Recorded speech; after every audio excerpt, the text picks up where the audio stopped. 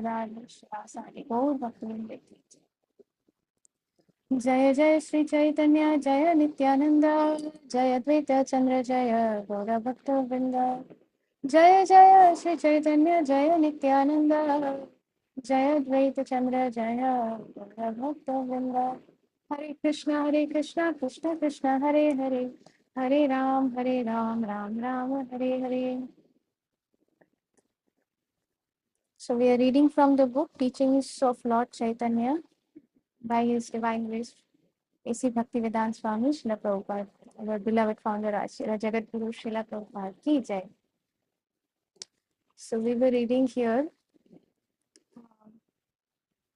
that when the Lord says that He takes charge of His pure devotees, He actually takes direct charge. A pure devotee is a soul who is forever surrendered to the Lord, just as a child is surrendered to his parents or an animal to its master. In the surrendering process, now comes 6 very important limbs of the surrendering process. It is called Sharanagati, the limbs of Sharanagati or surrendering process. First is that one should accept only those things that are favorable for discharging devotional service. So there are some do's and some don'ts. Just like if somebody is sick and they go to the doctor, then the doctor will prescribe certain medicines. So those medicines are the do's, that okay, these are the medicines that you have to take. And then uh, the doctor may say that okay, you should avoid doing these. For example, we are just speaking. So if a child is sick, if the child has fever, then the first things that are done is if we go to the doctor will prescribe some medicines, and along with that the doctor will also mention that do not take anything cold, no ice cream, um, don't take anything very cold or very oily. So these are the prohibitions that you should not do. So do's and don'ts. Similarly, so if for such a mundane material reason, if there are do's and don'ts prescribed, then here we are speaking about the highest process, the highest purpose of life. So definitely there are do's and don'ts. So do is what? To accept things that are favorable for discharging devotional service and reject those things that are unfavorable. For example, what are the things that are favorable for discharging devotional service? One should chant 16 rounds, minimum 16 rounds, or at least to start with, one should chant. Then one should take honor only prasadam. One should avoid taking something that is not offered to Krishna, because in Bhagavad Gita, Krishna is clearly saying that anything that is not offered to me is when somebody eats such a thing, even if that is vegetarian, even if that is just a fruit, that is, they are verily eating only sin. That means they are acquiring sin.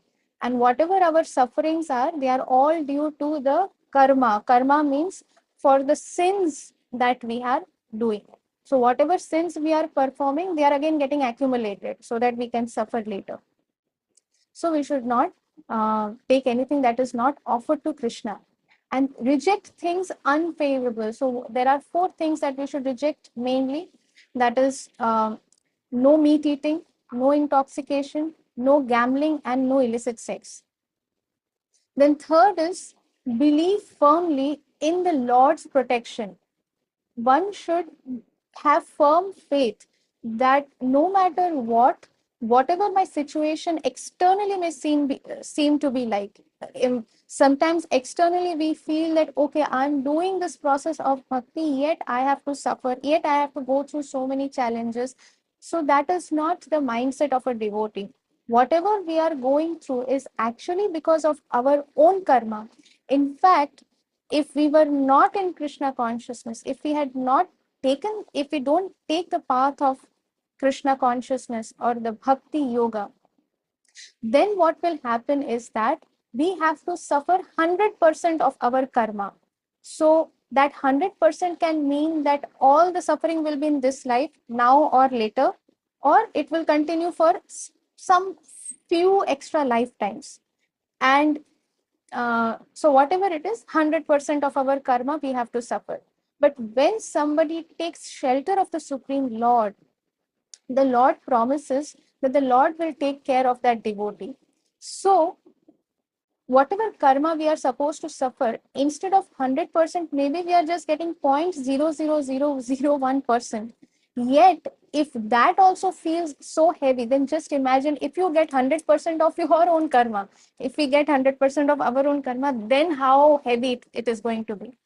So one should always have firm faith in the Lord's protection, that no matter what, Krishna is always protecting us. Fourth, feel exclusively dependent on the mercy of the Lord. What does this mean? So, as an example, if we take the example of the Vrajavasis, when Indra started showering torrents of rain and thunder, and when the whole, when he was flooding when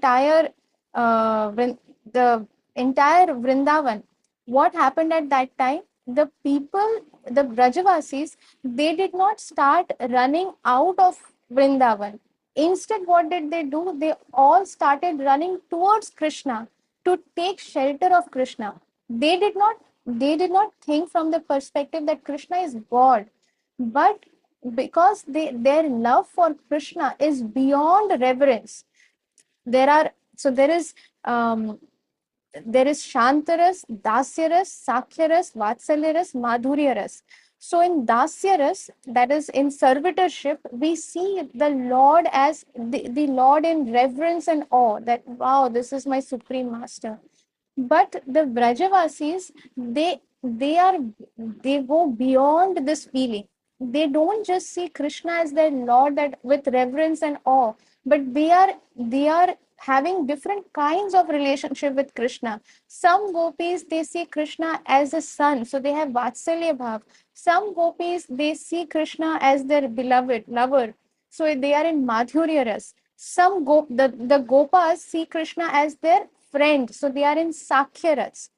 Uh, so basically, they were all dependent on the mercy of the Lord. They were all dependent on the mercy of Krishna. That Krishna, you were the one who suggested that don't do the puja of Indra. Let's do puja of Govardhan. And after doing that, all this happened. So now you only protect us. So they were completely dependent on the mercy of the Lord.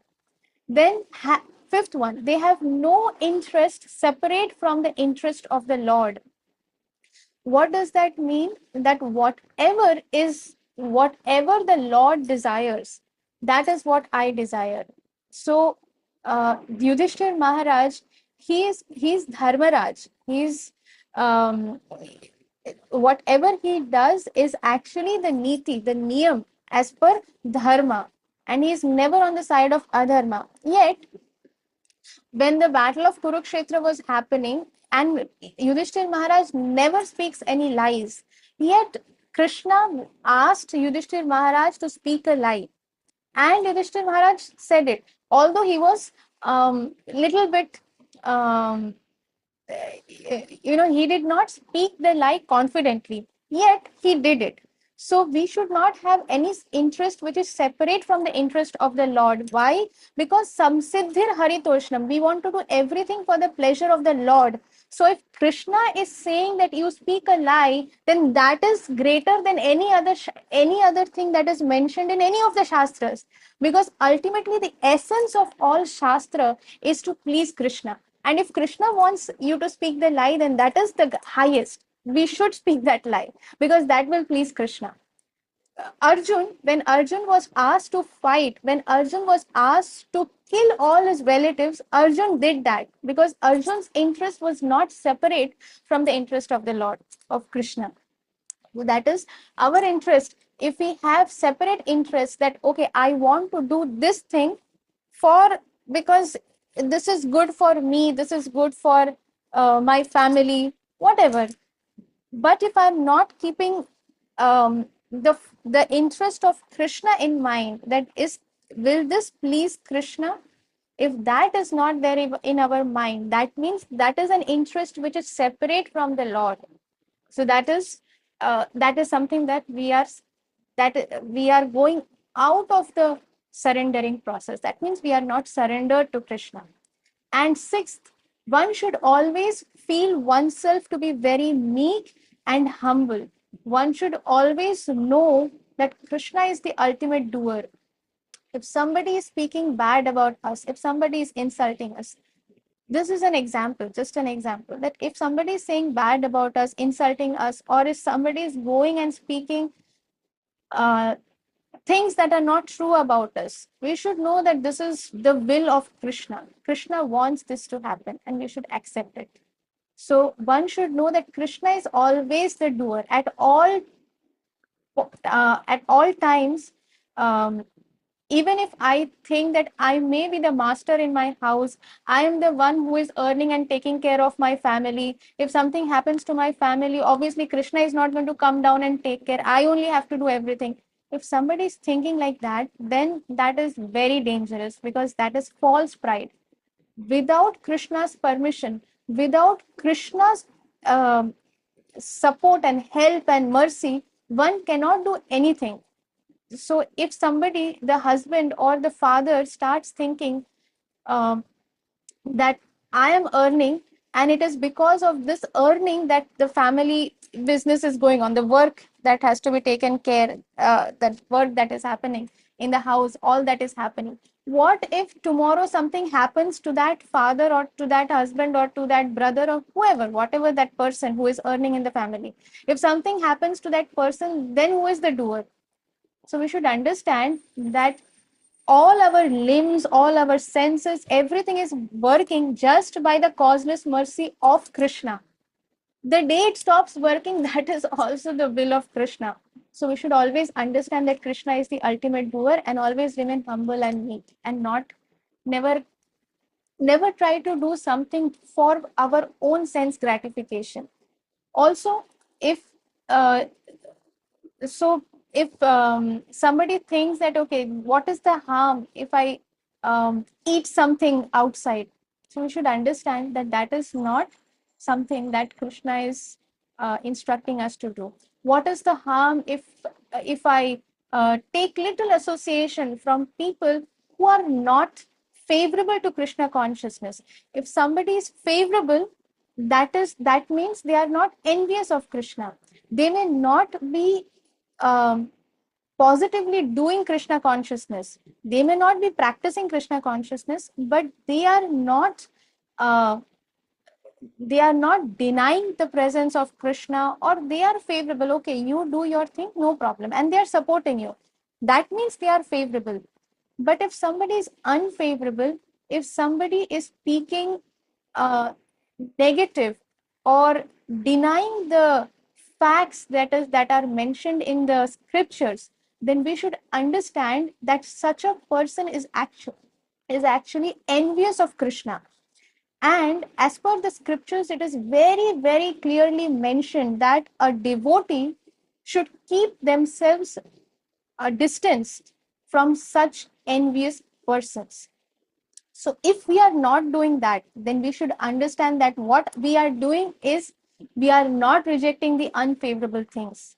This is unfavorable. Any association that is not favorable to Krishna consciousness, any association that is that is disturbing your mind, or is not really inspiring you to do more Krishna consciousness, anybody who is inspiring you to not take prasadam, we should understand it's an unfavorable association. So we should avoid such association. We should see to it that we protect our bhakti if we have come into this path. And if we have not come into this path, then we should try to come into this Krishna consciousness. So with that, we'll stop here for today, and Krishna willing, we'll again continue reading from tomorrow. So if there are any questions, because now we are coming into the instructions of Mahaprabhu. These are instructions of Mahaprabhu. So if anybody has questions, you can ask now, or you can also put in the group. If not, then we'll stop here. वाञ्छाकल्पतरुभ्यश्च कृपा सिन्धुभ्य एव च पतितानां पावनेभ्यो वैष्णवेभ्यो नमो नमः। अनंत कोटि वैष्णव वृंद की जय। श्रील जय पताका स्वामी गुरु महाराज की जय। श्रील भक्ति वेदांत स्वामी श्रील प्रभुपाद की जय। निताई गौर प्रेमानंदे हरि हरि बोल। And please unmute yourself so that I can hear all of your Hari Bol and blessings. Hari बोल। हरि बोल। Hari Bol.